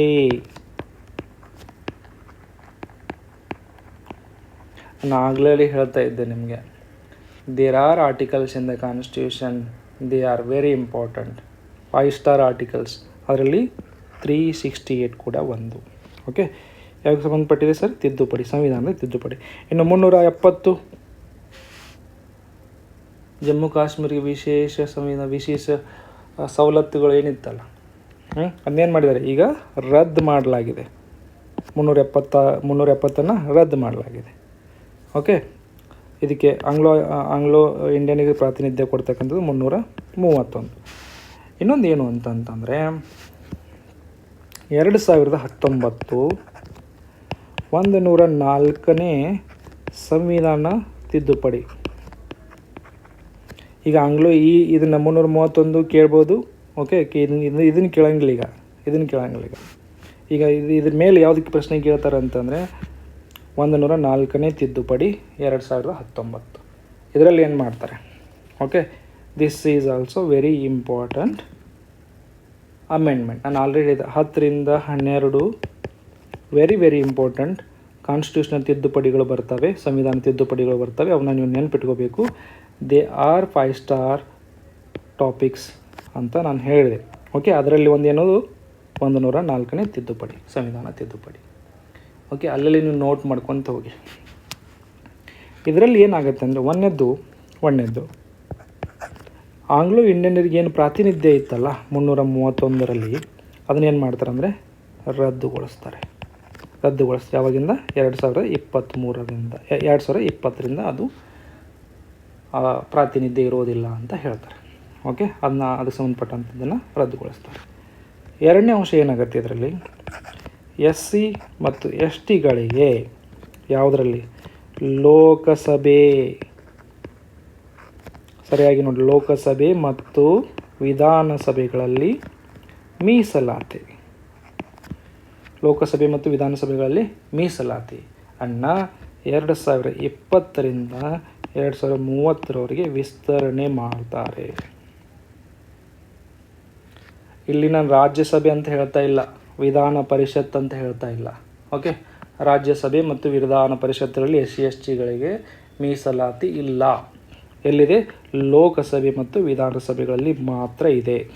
ಓಕೆ, ಈ 104ನೇ ತಿದ್ದುಪಡಿ 2019 ಮೂಲಕ 2 ಅಂಶಗಳನ್ನು ಜಾರಿಗೊಳಿಸ್ತಾರೆ. ಒಂದನೇದ್ದು ಆಂಗ್ಲೋ ಇಂಡಿಯನ್ನರಿಗೆ ಏನು ಪ್ರಾತಿನಿಧ್ಯ ಇತ್ತು ಅದನ್ನು ರದ್ದುಗೊಳಿಸ್ತಾರೆ. ಎರಡನೇದು SC/STಗಳಿಗೆ ಏನು ಮೀಸಲಾತಿ ಇದೆ ವಿಧಾನಸಭೆ ಮತ್ತು ಲೋಕಸಭೆಯಲ್ಲಿ ಅದನ್ನೇ 2030ರವರೆಗೆ ವಿಸ್ತರಣೆ ಮಾಡ್ತಾರೆ. ಇನ್ನೂ 10 ವರ್ಷವರೆಗೆ ವಿಸ್ತರಣೆ ಮಾಡ್ತಾರೆ. ಇನ್ನು ಇಲ್ಲೇ ನಾನು ಆಲ್ರೆಡಿ ಹೇಳಿದ್ನಲ್ಲ 5 ಸ್ಟಾರ್ ತಿದ್ದುಪಡಿಗಳಂತೆ. ಈಗ ಇನ್ನೊಂದು ಹೇಳಿಬಿಡ್ತೀನಿ ನಿಮಗೆ. 106ನೇ ತಿದ್ದುಪಡಿ. ಇದು ಯಾವುದಕ್ಕೆ ಸಂಬಂಧಪಟ್ಟಿದೆ? ಸ್ವಲ್ಪ ಸರ್ಚ್ ಮಾಡಿ ನೋಡಿ, ಆದರೂ ನಾನು ಹೇಳ್ಬಿಡ್ತೀನಿ, ಹಿಂಟ್ ಕೊಡ್ತೀನಿ ನಿಮಗೆ. 33% ಮೀಸಲಾತಿ ಲೋಕಸಭೆ ಮತ್ತು ವಿಧಾನಸಭೆಗಳಲ್ಲಿ. ಯಾರಿಗೆ? ನೆನಪಾಯ್ತಾ? ಮಹಿಳೆಯರಿಗೆ. ಹಾಗಾಗಿ this one is also 5 star ತಿದ್ದುಪಡಿ. 106ನೇ ತಿದ್ದುಪಡಿ, 104ನೇ ತಿದ್ದುಪಡಿ, 61ನೇ ತಿದ್ದುಪಡಿ. ಓಕೆ, ಈ ಎಲ್ಲ ತಿದ್ದುಪಡಿಗಳನ್ನು ನೆನ್ಪಿಟ್ಕೊಳ್ಳಿ. ನಾನು ಅಲ್ಲೆಲ್ಲಿ ಹೇಳ್ತಾ ಹೋಗ್ತೀನಿ. 5 ಸ್ಟಾರ್ ಅಂದರೆ ಅದನ್ನ ಮೆಮರೈಸ್ ಮಾಡಲೇಬೇಕು ನೀವು. ಎಲ್ಲ ಎಕ್ಸಾಮಲ್ಲಿ ಕೇಳ್ತಕ್ಕಂಥ ಚಾನ್ಸಸ್ ಇರುತ್ತೆ. Next question. ಭಾರತದಲ್ಲಿ ಆಸ್ತಿ ಹಕ್ಕು ಎಂಬುದರ ಬಗ್ಗೆ ಸ್ಥಾನಮಾನ ಏನು ಅನ್ನುವಂಥದ್ದು ಪ್ರಶ್ನೆ. ಓಕೆ, ನಾನು 42ನೇ ತಿದ್ದುಪಡಿ ಅಂತ ಆಲ್ರೆಡಿ ಹೇಳಿದ್ನಿ ಸರ್. ಓಕೆ, ಮಿನಿ ಸಂವಿಧಾನ ಅಂತ ಹೇಳಿದ್ನಾ. ಅದಾದಮೇಲೆ ಏನಾಗುತ್ತೆ, ಈ 42ನೇ ತಿದ್ದುಪಡಿಲಿ ಆದಂಥ ಕೆಲವೊಂದು ಅಬೇರೇಷನ್ಸ್ಗಳನ್ನು, ಕೆಲವೊಂದು ಲೋಪಗಳನ್ನು ತಿದ್ದುಪಡಿ ಮಾಡಲಿಕ್ಕೆ 44ನೇ ತಿದ್ದುಪಡಿ ಬರುತ್ತೆ. ಓಕೆ, 44ನೇ ತಿದ್ದುಪಡಿ 1978. ಇದು ಕೂಡ 5 ಸ್ಟಾರ್ ಟಾಪಿಕ್, 5 ಸ್ಟಾರ್ ತಿದ್ದುಪಡಿ 42, 44. ಈ 44ನೇ ತಿದ್ದುಪಡಿಯಲ್ಲಿ ಏನು ಮಾಡ್ತಾರೆ ಅಂತಂತಂದರೆ ವಿಧಿ 31 ಮತ್ತು ವಿಧಿ 19(1)(f). ಓಕೆ, ಇವನ್ನ ರದ್ದುಗೊಳಿಸಲಾಗ್ತದೆ. ಈ 2 ವಿಧಿಗಳು ಯಾವುದ್ರ ಬಗ್ಗೆ ಮಾತಾಡ್ತಿದ್ವು ಅಂತಂದರೆ ಆಸ್ತಿ ಹಕ್ಕುಗಳ ಬಗ್ಗೆ ಮಾತಾಡ್ತಿದ್ವು. ದ್ಯಾಟ್ ಮೀನ್ಸ್ ಈ ಆಸ್ತಿ ಹಕ್ಕಿದೆಯಲ್ಲ, ಇದನ್ನೇನು ಮಾಡ್ತಾರೆ, ಭಾಗ 3 ಅಂದರೆ ಫಂಡಮೆಂಟಲ್ ರೈಟ್ಸಿಂದ ತೆಗೆದು ಬಿಡ್ತಾರೆ. ಆದರೆ ಸಂಪೂರ್ಣವಾಗಿ ಸಂವಿಧಾನದಿಂದ ಕೈ ಬಿಟ್ರಾ? ಇಲ್ಲ. ಅವಾಗೇನು ಮಾಡ್ತಾರೆ, ಸಂವಿಧಾನದ ಭಾಗ 12, ಈ ಭಾಗನೂ ಕೂಡ ನೆನ್ಪಿಟ್ಕೊಳ್ಳಿ, 12 ಏನು 300(a) ಅನ್ನುವಂಥ ಹೊಸದಾದ ವಿಧಿಯನ್ನು ಸೇರಿಸ್ತಾರೆ. ಈ ವಿಧಿಯಲ್ಲಿ ಏನು ಮಾಡಿದ್ರೆ ಆಸ್ತಿ ಹಕ್ಕನ್ನು ಕೊಡ್ತಾರೆ. ಅಂದರೆ ಇವಾಗೇನಾಯಿತು, ಈ ಆಸ್ತಿ ಹಕ್ಕು ಅನ್ನುವಂಥದ್ದು ಫಂಡಮೆಂಟಲ್ ರೈಟ್ ಅಲ್ಲ. ಓಕೆ, ಸಂವಿಧಾನದಲ್ಲಿರೋ ಕಾರಣಕ್ಕಾಗಿ ಇದೊಂದು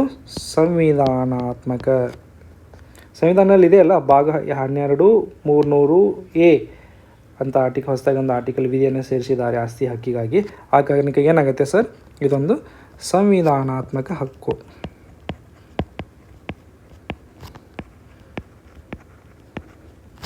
ಇದರ ಅರ್ಥ ಏನು ಅಂತಂತಂದರೆ, ನಿಮ್ಮದು ಆಸ್ತಿ ಹಕ್ಕು ಉಲ್ಲಂಘನೆ ಆಗಿದೆ ಅಂತಂದರೆ ನೇರವಾಗಿ ಸುಪ್ರೀಂ ಕೋರ್ಟಿಗೆ ಹೋಗ್ಲಿಕ್ಕೆ ಆಗೋದಿಲ್ಲ. ಓಕೆ, ಫಾರ್ ಎಕ್ಸಾಂಪಲ್ ನಿಮ್ದು ಹೊಲ ಯಾರಾದರೂ ಬಂದು ಕಬ್ಜಾ ಮಾಡಿದ್ರೆ ಏನು ಮಾಡ್ತೀರಾ ನೀವು? ಏನು ಮಾಡ್ತೀರಾ? ಇದು ಸಿವಿಲ್ ಮ್ಯಾಟ್ರ್. ಸೀದಾ ಹೋಗಿ ಏನು ಮಾಡ್ತೀರಾ? ಕೋರ್ಟಲ್ಲಿ ಕೇಸ್ ಹಾಕ್ತೀರಾ. ಯಾವ ಕೋರ್ಟಲ್ಲಿ ಕೇಸ್ ಹಾಕ್ತೀರಾ? ಲೋವರ್ ಕೋರ್ಟಲ್ಲಿ ಕೇಸ್ ಹಾಕ್ತೀರಾ. ಸುಪ್ರೀಂ ಕೋರ್ಟಿಗೆ ಹೋಗಂಗಿಲ್ಲ ನೀವು. ಓಕೆ, ಆ ಕಾರಣಕ್ಕಾಗಿ ಲೋವರ್ ಕೋರ್ಟಲ್ಲಿ ಕೇಸ್ ಹಾಕುವಾಗ ಏನು ಮಾಡ್ತಾರೆ, ಯಾವ ಕಾನೂನನ್ನು ಉಲ್ಲಂಘನೆ ಆಗಿದೆ ಸರ್ ಅಂತ ಕೇಳ್ತಾರೆ. ಓಕೆ, ಆ ಕಾರಣಕ್ಕಾಗಿ ಇದನ್ನು ಕಾನೂನಾತ್ಮಕ ಹಕ್ಕು ಕೂಡ ಹೌದು. ಅರ್ಥ ಆಯಿತು ಅಂದ್ಕೊತೇನೆ. ಓಕೆ, ಸೊ ಆ ಕಾರಣಕ್ಕಾಗಿ ನೋಡಿ, ಈಗ ಉತ್ತರ ನೀವು ನಾನು ಹೇಳ್ದೇ ನೀವು ಆನ್ಸರ್ ಮಾಡ್ತೀರಾ. ಓಕೆ, ಈ ವಿಧಿ 31 ವಿಧಿ 19 1F 44ನೇ ತಿದ್ದುಪಡಿ ಆಸ್ತಿ ಹಕ್ಕು ಭಾಗ 12 300A ಇದನ್ನು ನೆನಪಿಟ್ಟುಕೊಳ್ಳಿ sir. Memorise these facts, memorise ಮಾಡಿಕೊಳ್ಳಿ. ಓಕೆ, ಇವಾಗ ಉತ್ತರಗಳನ್ನ ಸ್ವಲ್ಪ ಅವಲೋಕನ ಮಾಡೋಣ. ಇಲ್ಲಿ ಕೊಟ್ಟಂಥ ಆಪ್ಷನ್ಸನ್ನು ಅವಲೋಕನ ಮಾಡೋಣ. ಇಷ್ಟು ಬ್ಯಾಕ್ಗ್ರೌಂಡ್ ಗೊತ್ತಾಯ್ತಲ್ಲ, ಇವಾಗ ಅವಲೋಕನ ಮಾಡಿ ಹೇಳಿ ಆನ್ಸರನ್ನು. ಯಾರ್ದಾದ್ರು ಸಹಾಯ ಬೇಕಾ? ಏನಾದ್ರು ನೆನಪಿಟ್ಕೋಬೇಕಾ? ಇಲ್ಲ, ಹೌದಲ್ಲ? ಓಕೆ. ಸಂವಿಧಾನದಲ್ಲಿರುವ ಮೂಲಭೂತ ಹಕ್ಕು ಹೌದಾ? ಇಲ್ಲ. 1978ರಲ್ಲಿ ಏನು ಮಾಡ್ತಾರೆ, ಭಾಗ 3ರಿಂದ ಹೊರಗೆ ಹಾಕಿದರು. ಇದು ಸಂವಿಧಾನದ ಖಾತರಿ ಇಲ್ಲದ ಕಾನೂನು ಹಕ್ಕು. ವೇಟ್ ಮಾಡೋಣ. ಸಾಮಾನ್ಯ ಸ್ಥಾನಮಾನದ ಸಂವಿಧಾನ ಹಕ್ಕು, ಸಾಮಾನ್ಯ ಸ್ಥಾನಮಾನದ ಸಂವಿಧಾನದ ಹಕ್ಕು.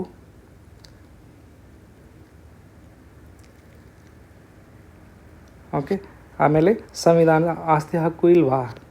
ಇದೆಯಲ್ಲ ಸರ್, ನಾನು ಆಲ್ರೆಡಿ ಹೇಳಿದೆ. ಏನು ಮಾಡಿದ್ವಿ? 300A ಭಾಗ 12 ಅಂತ ಹೇಳಿದ್ವಿ. ಅಂದರೆ ಸಂವಿಧಾನದಲ್ಲಿ ಇದೆ. ಹಾಗಾಗಿ ಈ ಆಪ್ಷನ್ನು ಕೂಡ ರಾಂಗ್ ಆಗತ್ತೆ. ನಮಗೆ 2 ಆಪ್ಷನ್ಸ್ಗಳಿರ್ತವೆ. ಇದು ಸಂವಿಧಾನದ ಖಾತರಿ ಇಲ್ಲದ ಕಾನೂನಿನ ಹಕ್ಕು. ನಾನು ಆಲ್ರೆಡಿ ಹೇಳಿದೆ. ಏನಿದೆ? ಇದು ಸಂವಿಧಾನಾತ್ಮಕ ಹಕ್ಕು ಮತ್ತು ಕಾನೂನಾತ್ಮಕ ಹಕ್ಕು ಅಂತ ಹೇಳಿದೆ. ಆದರೆ ಸಂವಿಧಾನದ ಖಾತರಿ ಇಲ್ಲ ಅಂತ ಹೇಳೋಕ್ಕಾಗ್ತದ? ಸಂವಿಧಾನದ ಖಾತರಿನೂ ಇದೆ. ಯಾಕಂದರೆ ಸಂವಿಧಾನದಲ್ಲಿ ಇದು ಆಲ್ರೆಡಿ ಏನಾಗಿದೆ? ಮೆನ್ಷನ್ ಆಗಿದೆ. ಸಂವಿಧಾನದಲ್ಲಿ ಐತಲ್ಲ, ಹೌದಾ? ಕಾನೂನು ಹಕ್ಕು ಹೌದು, ಆದರೆ ಸಂವಿಧಾನದ ಹಕ್ಕು ಕೂಡ ಹೌದು. ಆ ಕಾರಣಕ್ಕಾಗಿ ಏನಾಗುತ್ತೆ? Option B is wrong. ಹಾಗಾಗಿ ಸಾಮಾನ್ಯ ಸ್ಥಾನಮಾನದ ಸಂವಿಧಾನದ ಹಕ್ಕು. ಓಕೆ, ಒಂದು ವೇಳೆ ನಿಲ್ರಿ, ಇದನ್ನು ಕೇವಲ ಕಾನೂನಿನ ಹಕ್ಕು ಅಂತ ಕೊಟ್ಟಿದ್ದ ಅಂತಂದರೆ ಆನ್ಸರ್ ಬಿ ಕೂಡ ಕರೆಕ್ಟ್ ಆಗ್ತಾಯಿತ್ತು. ಅವಾಗೇನಾಗ್ತಾಯಿತ್ತು? 2 ಆನ್ಸರ್ಗಳು ಇದರಲ್ಲಿ ಕರೆಕ್ಟ್ ಆಗ್ತವೆ. ಒಂದು ಕಾನೂನಿನ ಹಕ್ಕು, ಸಂವಿಧಾನದ ಹಕ್ಕು. ಆದರೆ ಇಲ್ಲಿ ಏನು ಮಾಡ್ತಾಯಿದ್ದೆ ನಾನು? ಸಂವಿಧಾನದ ಹಕ್ಕು ಅಲ್ಲ ಅಂತಾನ. ಓಕೆ, ಆ ಕಾರಣಕ್ಕಾಗಿ ಬರೀ ಕಾನೂನು ಹಕ್ಕು ಅಷ್ಟೇನಾ? ಅಲ್ಲ, ಇದು ಸಂವಿಧಾನದ ಹಕ್ಕು ಕೂಡ, ಕಾನೂನು ಹಕ್ಕು ಕೂಡ, ಆದರೆ ಮೂಲಭೂತ ಹಕ್ಕಲ್ಲ. Okay, good. ಇಷ್ಟು ಈ ಕ್ಲಾರಿಟಿಯಿಂದ ನೀವು ಏನಂತಂದರೆ ಪ್ರತಿಯೊಂದು PYQನ ಸ್ಟಡಿ ಮಾಡಿದರೆ ಇಲ್ಲಿ ಇದೇ ರೀತಿಯಾಗಿ ಪ್ರಶ್ನೆಗಳು ಬರ್ತವೆ. ಓಕೆ, ಈ ಪ್ರಶ್ನೆಗಳಿಂದ ಡಿರೈವ್ಡ್ ಕ್ವಶನ್ಸ್ಗಳು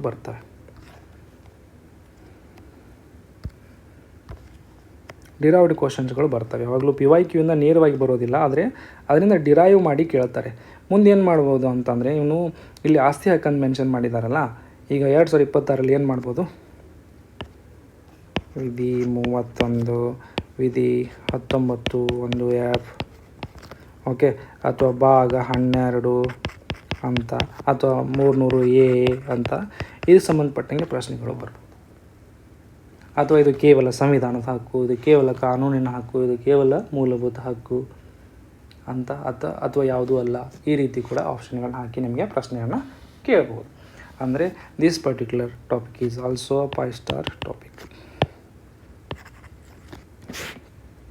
ನೆಕ್ಸ್ಟ್, ಮುಂದಿನ ಪ್ರಶ್ನೆ. ಶಿಕ್ಷಣ ಸಂಸ್ಥೆಗಳನ್ನು ಸ್ಥಾಪಿಸುವ ಮತ್ತು ನಡೆಸುವ ಅಲ್ಪಸಂಖ್ಯಾತರ ಹಕ್ಕಿಗೆ ಭಾರತೀಯ ಸಂವಿಧಾನದ ಯಾವ ವಿಧಿಯು ಖಾತರಿ ನೀಡುತ್ತದೆ?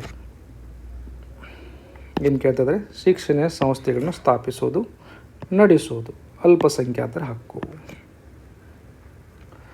ಓಕೆ, ನಾವು ಆಗಾಗಲೇ ನಾವು ಡಿಸ್ಕಷನ್ ಮಾಡ್ತಾ ಇದ್ವಲ್ಲ, ವಿಧಿ 31 ಏನು ಸರ್? ಇದು ಆಸ್ತಿ ಹಕ್ಕು, ಆಲ್ರೆಡಿ ತೆಗೆದು ಹಾಕಿದ್ದಾರೆ. ಹಾಗಾಗಿ ಇದನ್ನು ಇಮ್ಮಿಡಿಯೇಟ್ಲಿ ನೀವು ಎಲಿಮಿನೇಟ್ ಮಾಡಬೇಕು. ಹೌದಲ್ಲೋ? ಇನ್ನೇನಂತಂದರೆ 28, 29, 30 ಯುವಕರ ಬಗ್ಗೆ ನೀವು ಕ್ಲಿಯರ್ ಕಟ್ ವ್ಯತ್ಯಾಸ ಗೊತ್ತಿದ್ದರೆ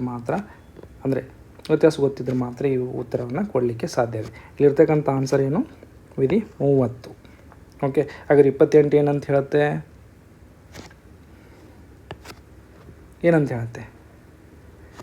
ಧಾರ್ಮಿಕ ಬೋಧನೆಯಲ್ಲಿ, ಶಿಕ್ಷಣ ಸಂಸ್ಥೆಗಳಲ್ಲಿ ಧಾರ್ಮಿಕ ಬೋಧನೆಯಲ್ಲಿ ಭಾಗವಹಿಸಬಹುದು ಅಥವಾ ಇಲ್ಲ.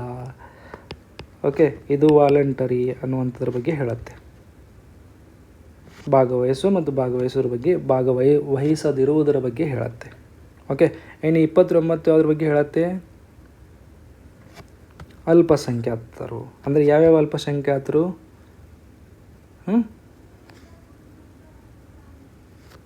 ಯಾವ ಅಲ್ಪಸಂಖ್ಯಾತರು?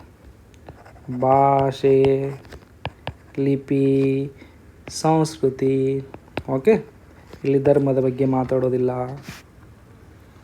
ಓಕೆ, ಆ ಕಾರಣಕ್ಕೆ ಏನಾಗುತ್ತೆ? ವಿಧಿ 30 ಈಸ್ ಕರೆಕ್ಟ್.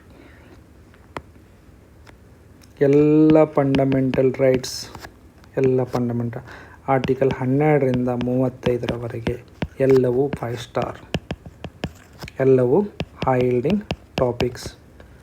ಓಕೆ, ವಿಧಿ.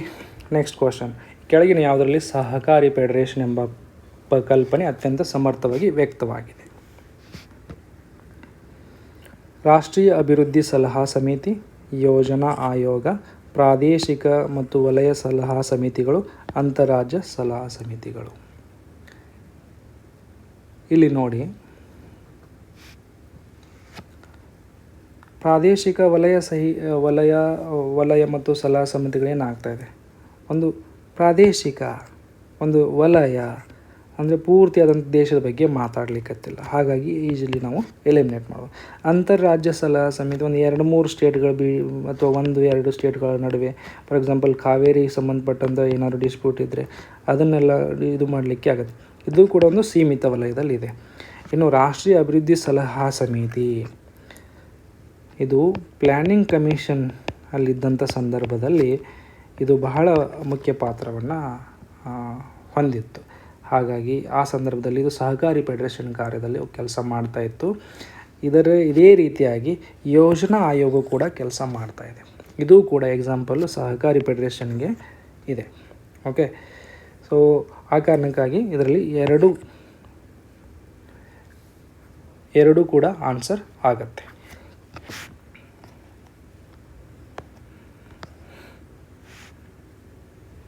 ಇಲ್ಲಿ ಐ ಥಿಂಕ್ ಆಪ್ಷನ್ ಏನೋ ಮಿಸ್ಪ್ರಿಂಟ್ ಆಗಿದೆ. ಯಾಕಂತಂದರೆ 2005ರಲ್ಲಿ ಯೋಜನಾ ಆಯೋಗ ಇರಲಿಲ್ಲ. ಆದರೆ ಏನೋ 2027ರಲ್ಲಿ ಏನಾದರೂ 76, 27ರಲ್ಲಿ ಏನಾದರೂ ಪ್ರಶ್ನೆ ಕೇಳಿದ್ರೆ ಯೋಜನಾ ಆಯೋಗ ಅಂತ ಹಾಕ್ತಾರೆ. ಓಕೆ, ಆ ಸಂದರ್ಭದಲ್ಲಿ ಕನ್ಫ್ಯೂಸ್ ಮಾಡ್ಕೊಳಕ್ಕೆ ಹೋಗಬೇಡಿ. 2005ರಲ್ಲಿ ಅಂತೂ ಇರಲಿಕ್ಕೆ ಸಾಧ್ಯ ಇಲ್ಲ. ಓಕೆ,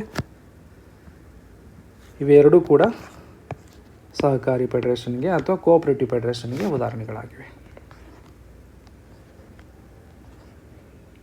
ಇನ್ನು ಇದು ಹಿಸ್ಟ್ರಿಗೆ ಸಂಬಂಧಪಟ್ಟಂಥ ಕ್ವಶನ್, ಪಾಲಿಟಿಗೂ ಕೂಡ ಇದನ್ನು ಕನ್ಸಿಡರ್ ಮಾಡ್ಕೋಬೋದು. ಓಕೆ, ಅಖಿಲ ಭಾರತ ಕಾಂಗ್ರೆಸ್ ಸಮಿತಿಯ 1950ರಲ್ಲಿ ಜಾರಿ ಮಾಡಿದ ಯಾವ ಅಂಶಕ್ಕೆ ಅನುಕೂಲಕಾರಿಯಾಗಿತ್ತು? ಓಕೆ, ಇದು ಭಾರತಕ್ಕೆ ಸಮಾಜವಾದಿ ರೂಪದ ಸಮಾಜದ ಬಗ್ಗೆ ಮಾತಾಡುತ್ತೆ. ಓಕೆ, ಸೊ ಆ ಕಾರಣಕ್ಕಾಗಿ ಇಲ್ಲಿ ಯಾಕೆ ಸಮಾಜ ಅಂದರೆ ಮುಂದೆ ಏನಾಗುತ್ತೆ ನೋಡಿ ಸರ್, ಈ ಸಮಾಜವಾದಿ ಅನ್ನುವಂಥ ಪದವನ್ನು ಯಾವಾಗ ಆ್ಯಡ್ ಮಾಡ್ತಾರೆ? ಮೂಲ ಸಂವಿಧಾನದಲ್ಲಿ ಪೀಠಿಕೆಯಲ್ಲಿ ಇರಲಿಲ್ಲ. ಆದರೆ 1976 42ನೇ ತಿದ್ದುಪಡಿಯಲ್ಲಿ ಸಮಾಜವಾದಿ ಅನ್ನುವಂಥ ಪದವನ್ನು ಆ್ಯಡ್ ಮಾಡ್ತಾರೆ. ಇಲ್ಲಿ ಇರ್ತಕ್ಕಂಥ ಈ 42ನೇ ಸ್ಫೂರ್ತಿಯಲ್ಲಿ ಸಮಾಜವಾದಿ ಪದವನ್ನು ಆ್ಯಡ್ ಮಾಡಲಿಕ್ಕೆ ಸ್ಫೂರ್ತಿ ಇದೆಯಲ್ಲ, ಅದು ಬಂದಿದ್ದು 1955ರಲ್ಲಿ. ಇದೇನು ಅಖಿಲ ಭಾರತ ಕಾಂಗ್ರೆಸ್ ಸಮಿತಿಯನ್ನು ನಿರ್ಣಯ ಕೈಗೊಂಡಿತ್ತು, ಅದನ್ನು ಕೂಡ ಒಂದು ರೀತಿಯಲ್ಲಿ ಸ್ಫೂರ್ತಿ ಅಂತ ನಾವು ಅನ್ಬೋದು. ಓಕೆ, ಆ ದೃಷ್ಟಿಕೋನದಲ್ಲಿ ಇದು ಇಂಪಾರ್ಟೆಂಟ್ ಆಗುತ್ತೆ. ಓಕೆ, ನೆಕ್ಸ್ಟ್ ಕ್ವಶನ್, ಸಾರ್ವಜನಿಕ ಹಿತಾಸಕ್ತಿ ವ್ಯಾಜ್ಯ ಅಥವಾ PIL ಅಂತ ಕರಿತೀವಿ. PILಗೆ ಬಹಳಷ್ಟು ಕೊಡುಗೆಯನ್ನು ಕೊಟ್ಟವರು ಅಥವಾ ಅದನ್ನು ಮುನ್ನೆಲೆಗೆ ತಂದವರು ಯಾರು ಅಂತಂದರೆ ನ್ಯಾಯಮೂರ್ತಿ ಹೇಳಿ ಯಾರು?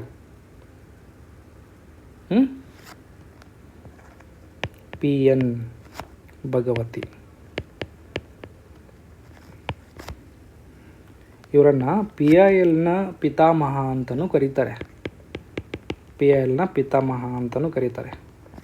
ಓಕೆ, ಅಂದರೆ ಕೇವಲ PIL ಬಗ್ಗೆನೇ ಕೇಳ್ತಾ ಹೋಗ್ತಾರೆ ಕ್ವಶನ್. ಇಲ್ಲ ಸರ್, ಕೆಲವು ಸಾರಿ ನ್ಯಾಯಮೂರ್ತಿ ಭಗವತಿಯವರ ಬಗ್ಗೆನೂ ಕೇಳ್ಬೋದು, PIL ಪಿತಾಮಹ ಅಂತಲೂ ಕೇಳ್ಬೋದು. ಓಕೆ, ಲೆಟಸ್ ಇದರ ಅರ್ಥ ಏನು ಅನ್ನೋದನ್ನು ಅಥವಾ ಇದನ್ನು ಆಪ್ಷನ್ ಮೂಲಕ ನಾವು ಅರ್ಥ ಮಾಡ್ಕೊಳ್ಳಿಕ್ಕೆ ಪ್ರಯತ್ನ ಮಾಡೋಣ. ಓಕೆ, ಸಾರ್ವಜನಿಕ ಹಿತಾಸಕ್ತಿ ಅನ್ನುವಂಥ ಪದ. ತನ್ನ ಹಿತಾಸಕ್ತಿಗೆ ನೇರವಾಗಿ ಧಕ್ಕೆಯಾದ ಕಾರಣಕ್ಕಾಗಿ ಪರಿಹಾರ ನ್ಯಾಯವನ್ನು ಕೋರಿ ಪ್ರಜೆಯೊಬ್ಬನು ಹೂಡುವಂಥ ವ್ಯಾಜ್ಯ. ಅಂದರೆ ಏನು ಇದನ್ನೇನಂತ ಕರಿತೀವಿ ನಾವು? ಕೋರ್ಟಲ್ಲಿ ಸಿವಿಲ್ ಅಥವಾ ಕ್ರಿಮಿನಲ್ ಕೇಸ್ FIR ಎಲ್ಲ ರಿಜಿಸ್ಟರ್ ಮಾಡ್ತಿರಲ್ಲ ಸರ್, ಅಥವಾ ಹೊಲಗಳದ್ದು ಏನೋ ಸಮಸ್ಯೆ ಕೋರ್ಟಲ್ಲಿ ನಾವು ದಾವೆಯನ್ನು ಹೂಡೋದಿಲ್ವಾ? ಅವಾಗೇನಾಗ್ತದೆ, ಒಬ್ಬ ಪ್ರಜೆಯ ಹಿತಾಸಕ್ತಿ ಅಡಗಿದೆ ಅಲ್ಲಿ, ಸಾರ್ವಜನಿಕ ಹಿತಾಸಕ್ತಿ ಇಲ್ಲ. ಹಾಗಾಗಿ ಆಪ್ಷನ್ ಎ ಈಸ್ ರಾಂಗ್. ನೊಂದ ವ್ಯಕ್ತಿಯ ಪರವಾಗಿ ನೋಡಿ, ನೊಂದ ವ್ಯಕ್ತಿಯ ಪರವಾಗಿ ಸಾರ್ವಜನಿಕ ಹಾನಿಯ ಪರಿಹಾರದ ಉದ್ದೇಶಕ್ಕಾಗಿ ಸಾರ್ವಜನಿಕ ಪರವಾಗಿ ಅವರಲ್ಲಿ ಒಬ್ಬ ವ್ಯಕ್ತಿ ಹೂಡುವ ವ್ಯಾಜ್ಯ. ಪದಗಳನ್ನು ನೋಡಿ, ಸಾರ್ವಜನಿಕ ಹಾನಿ, ಸಾರ್ವಜನಿಕರ ಪರವಾಗಿ ಹೂಡ್ತಕ್ಕಂಥ ವ್ಯಾಜ್ಯ.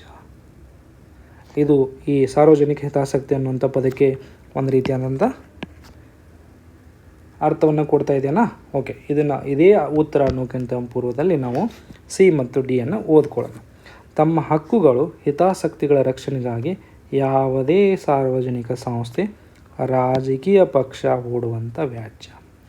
ಸಾರ್ವಜನಿಕ ಸಂಸ್ಥೆ ಏನಾಗುತ್ತೆ? ಸರ್ಕಾರ ಏನು ಮಾಡುತ್ತೆ? ಕೆಲವು ಸರಿ ನೀವು ಪ್ರತಿಭಟನೆ ಮಾಡಿದಾಗೆಲ್ಲ ಸಿಕ್ಕಿಕೊಂಡಾಗ FIR ರಿಜಿಸ್ಟರ್ ಮಾಡುತ್ತಲ್ಲ ಸರ್, ಅದನ್ನೇನಾದರೂ PIL ಅನ್ಲಿಕ್ಕಾಗತ್ತಾ? ಇಲ್ಲ. ರಾಜಕೀಯ ಪಕ್ಷಗಳು ಹೂಡ್ತಕ್ಕಂಥ ವ್ಯಾಜ್ಯ. ನಮ್ಮ ಪಕ್ಷದ ಒಬ್ಬ MLA ಅಥವಾ MP ಇವರೆಲ್ಲ ಏನು ಮಾಡಿದ್ದಾರೆ ಅಂತಂದರೆ ತಮ್ಮ ಪಕ್ಷದಲ್ಲಿ ಸೇರಿಕೊಂಡಿದ್ದಾರೆ ಅಂತ ಏನೇನೋ ಬೇರೆ ಬೇರೆ ಪಕ್ಷಗಳ ನಡುವೆ ನಡೀತಕ್ಕಂಥ ವ್ಯಾಜ್ಯವನ್ನು PIL ಅಂತ ಕರೀಲಿಕ್ಕಾಗತ್ತಾ? ಇಲ್ಲ. ಓಕೆ, ಹಾಗಾಗಿ ಇದು ಕೂಡ ತಪ್ಪು. ತಮ್ಮ ಸಂಕಷ್ಟಗಳಿಗೆ ಪರಿಹಾರ ಕೋರಿ ಯಾವುದೇ ಒತ್ತಡದ ಗುಂಪು ಸ್ವಯಂ ಸೇವಾ ಸಂಸ್ಥೆ ಹೂಡುವಂಥ ವ್ಯಾಜ್ಯ. ತಮ್ಮ ಸಂಕಷ್ಟಕ್ಕೆ ಒಂದು ಒತ್ತಡ ಗುಂಪು ಏನಿದೆಯಲ್ಲ, ಒಂದು ಎಂಟಿಟಿ, ಓಕೆ, ಸ್ವಹಿತಾಸಕ್ತಿ, ಈ ಗುಂಪಿನ ಸ್ವಹಿತಾಸಕ್ತಿ. ಇಲ್ಲೇನಿದೆ? ಸಾರ್ವಜನಿಕ ಹಿತಾಸಕ್ತಿ. ಅರ್ಥ ಆಯ್ತಾ? ಹಾಗಾಗಿ ಆಪ್ಷನ್ ಡಿ ಕೂಡ ಅಲ್ಲ. ನಮ್ಮದು ಉತ್ತರ ಏನಾಗುತ್ತೆ ಹಂಗಂದರೆ option B is our answer. ಅರ್ಥ ಆಯ್ತಾ? ಕೆಲವು ಸಾರಿ ನಮಗೆ ಗೊತ್ತಿಲ್ಲಪ್ಪ, ಉತ್ತರ ಗೊತ್ತಿಲ್ಲ ಅಂದರೂ ಕೂಡ ಇಷ್ಟು ಸೊಕಾಸು ಓದ್ಕೊಂಡು ಅಲ್ಲಿರ್ತಕ್ಕಂಥ ಕೀವರ್ಡ್ಸ್ಗಳನ್ನ ಮ್ಯಾಚ್ ಮಾಡಿದಾಗ ಕೂಡ ನೀವು ಕೆಲವು ಸಾರಿ ಏನಾಗುತ್ತೆ ಅಂದರೆ ಉತ್ತರವನ್ನು ಕಂಡುಕೊಳ್ಳಿಕ್ಕೆ ಆಗುತ್ತೆ. Okay, next question.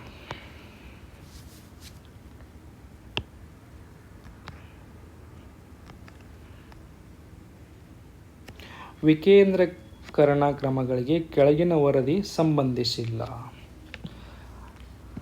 ಓಕೆ, ಇದಕ್ಕೆ ಎಲ್ಲನೂ ಒಂದೊಂದು ಅದಕ್ಕೆ ಇವೆಲ್ಲ ಸಮಿತಿಗಳದಾವಲ್ಲ, ವೆರಿ ಇಂಪಾರ್ಟೆಂಟ್ ಸಮಿತಿಗಳು. ಓಕೆ, ಇಲ್ಲಿ ಅಶೋಕ್ ಮೆಹ್ರಾ ಸಮಿತಿ ಯಾವುದ್ರ ಬಗ್ಗೆ ಸಂಬಂಧಿಸಿತ್ತು ಸರ್? ಗುಡ್, ಗೊತ್ತಿದೆಯಲ್ಲ, ಪಂಚಾಯತ್ ರಾಜ್ ಓದ್ಕೊಂಡಿರಲ್ಲ ನೀವೆಲ್ಲ? ಹಾಂ, 2 ಟೈರ್ ಪಂಚಾಯತ್, 2 ಹಂತದ ಪಂಚಾಯತ್ ಬಗ್ಗೆ ಹೇಳುತ್ತೆ. ಓಕೆ, ಅದೇ ರೀತಿ ಬಲರಾಯ್ ಮೆಹ್ರಾ ಸಮಿತಿ ಏನು ಹೇಳುತ್ತೆ? 3 ಟೈರ್, 3 ಹಂತದ್ದು. ಓಕೆ, ಇನ್ನು ಸೇನ್ ಸಮಿತಿ ಏನು ಹೇಳುತ್ತೆ ಸರ್? ಗೊತ್ತಿಲ್ಲ. ಓಕೆ, ಇದು ಯಾಕಂದರೆ ಕೇರಳದಲ್ಲಿ ಇದು ಕೂಡ ಪಂಚಾಯತಿಗೆ ಸಂಬಂಧಪಟ್ಟಂಥ ಕಮಿಟಿ. ನೋಡಿ, ಇಲ್ಲಿ ಕೊಟ್ಟಂಥ 3 ಸಮಿತಿಗಳು ಪಂಚಾಯತಿಗಳಿಗೆ ಸಂಬಂಧಪಟ್ಟಿವೆ. ಪಂಚಾಯತ್ ಅಂದರೆ ಏನು? ವಿಕೇಂದ್ರೀಕರಣ.